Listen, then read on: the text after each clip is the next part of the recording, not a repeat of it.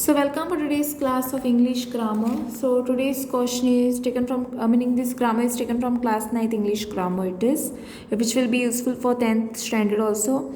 Change the voice of the following sentences by choosing and writing the correct alternatives given below each sentence. Okay.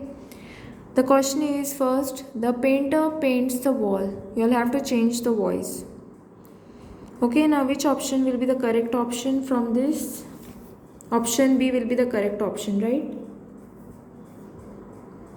Okay, the wall is being painted by the painter. Okay, next question is a cake was baked by my mother. Change the voice. So your option B again is the correct option. My mother baked a cake. Okay, moving towards the next question. Okay, next question is Natty is preparing pancakes. Change the voice. Okay, so option A will be the correct option because pancakes are being prepared by Natty is the correct option. Moving towards the next question, they have won the match. You'll have to change the voice. Okay, here option C will be the correct option. The match has been won by them.